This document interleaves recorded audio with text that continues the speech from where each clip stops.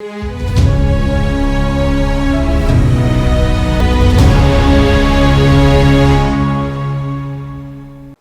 दोस्तों, राजनीति की बातें किताबों की कहानी में आपका स्वागत है। मैं हूं आपका दोस्त धर्मेंद्र कंवारी। दोस्तों, हमारे बुजुर्ग हमेशा यही सिखाते थे कि हमारी संगत बढ़िया होनी चाहिए।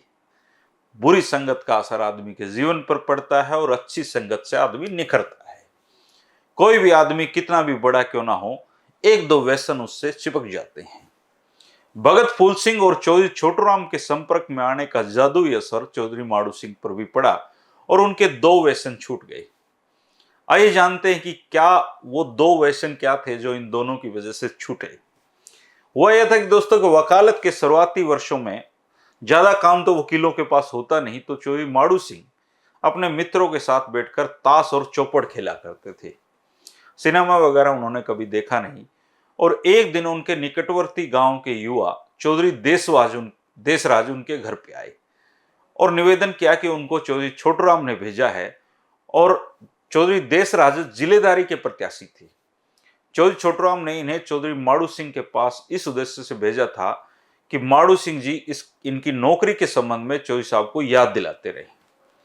जिस समय चौधरी देशराज चौधरी माड़ू सिंह के घर आए, ये ताश खेल रहे थे और चौधरी देशराज ने यह बात जाकर चौधरी छोटूराम को बता दी कि मैं गया था और वो तो ताश खेल रहे थे। उस समय उन दिनों पैसे लगाकर ताश खेलने का चलन था, परंतु चौधरी माड़ू सिंह पैसे लगाकर कभी नहीं खेलते थे, परंतु टाइम पास के लिए तो खेला करते थे। एक दिन किसी प्रसंग में चौधरी छोटूराम ने इनसे पूछ लिया कि क्या माड़ू सिंह जी आप ताश खेलते हो? चौधरी माड़ू सिंह ने झूठ बोल दिया और इनकार कर दिया। अब चौधरी छोटूराम के सामने ये झूठ तो बोल गए, लेकिन किसी भी महान व्यक्ति अथवा अपने आदर्श व्यक्ति के सामने झूठ बोलने में जहां मन को गलानी होती है, वही अंतरात्मा भी धिक्कारने लगती है। दोस्तों, यह स्थिति चौधरी माड़ू सिंह की भी हो गई। झूठ बोलने को तो झूठ बोल गए, लेकिन इसका प्रत्याख्यान भी उन्होंने चौधरी छोटूराम के सामने नहीं किया, परंतु मन पश्चाताप से परेशान रहने लगा और अंत में प्रायश्चित के रूप में आगे से जीवन में कभी ताश नहीं खेलने का संकल्प ले लिया। जब चौधरी छोटूराम को इस फैसले का पता चला तो वो खुद भी आश्चर्यचकित हो गए। और इसी प्रकार एक शाम को जब चौधरी माड़ू सिंह चौपड़ का उन्होंने खेल सजा रखा था और अचानक भगत फूल सिंह ने उनके दरवाजे पे दस्तक दी। माड़ू सिंह ने दरवाजा खोला तो सामने भगत फूल सिंह जी को खड़े पाया।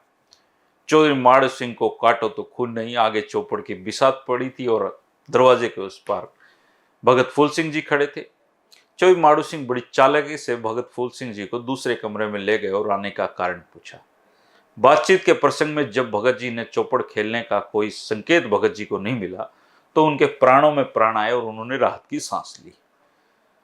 उनके जाने के बाद एकांत में बैठकर चौधरी माड़ू सिंह ने सोचा कि यदि चौपड़ खेलना इतना निंदनीय और अशोभनीय है तो क्यों ना इस बीमारी को भी छोड़ दिया जाए। ये विचार आते उन्होंने चौपड़ का जो खेल था उसको सदा सदा के लिए किनारा कर लिया, तो ताश और चौपड़ दोनों छूट गए। इसके बाद जो समय उनका बचता था वो स्वाध्याय और सामाजिक कार्यों में लगने लगा और 1935 आते आते चौधरी माड़ू सिंह ने अपने आप को पंचतंत्र की इस सुक्ति के अनुसार ढाल लिया था। दोस्तों, पंचतंत्र की सुक्ति है, काव्य शास्त्र विनोदने काले गच्छन्ति धिमतान वैष्णेन तो मूर्खाणा निंद्रिया कलहनवा। अर्थ बुद्धिमान व्यक्तियों का समय काव्यता शास्त्रों की चर्चा और परिचर्चा में व्यतीत होता है और मूर्ख व्यक्तियों का समय बुराई, नींद अथवा परस्पर कलह के कार्यों में खोया जाता है। गरीबदासी प्रभाव के कारण बचपन से ही मांस, मदिरा, अंडा, भांग, चरस, तंबाकू आदि व्यसनों से तो चौधरी माड़ू सिंह दूर रहे और किशोरावस्था में आर्य समाज के प्रभाव के कारण ताश और चौपड़ भी छूट गई। जवानी में भगत फूल सिंह और चौधरी छोटूराम का सानिध्य पाकर वो हर तरीके से एक ऐसे मार्ग पर चल पड़े जो नैतिक दृष्टि से अनुकरणीय था और सदाचारी व्यक्तियों में होते हैं, ऐसे चौधरी माड़ू सिंह थे। फिर जीवन भर वो वैसे बने रहे। इसलिए दोस्तों, हमारे बुजुर्ग ठीक कहते हैं कि संगत आदमी को हमेशा अच्छी रखनी चाहिए। संगत का असर व्यक्ति के जीवन पर थोड़ा बहुत जरूर पड़ता है। इसलिए संगत करें किताबों की, संगत करें महापुरुषों की, संगत करें महापुरुषों के विचारों की, और बुरे जो आदतें हैं जितना जल्दी छूट जाएं उतना बढ़िया है। दोस्तों, कल के चुनाव में दोस्तों हम जो आगे की यात्रा है जानेंगे और कुछ ऐसे पॉलिटिशियन के नाम जानेंगे दोस्तों जो पहले जिला बोर्डों में सक्रिय हुए थे और बाद में हरियाणा की राजनीति में बहुत आगे तक गए। कई नाम मैं आपको लूंगा, आप उनमें से जितनों को जानते हैं उनके बारे में कमेंट करके बताना। तो कल 3 बजे फिर मिलते हैं। शुक्रिया दोस्तों, नमस्कार।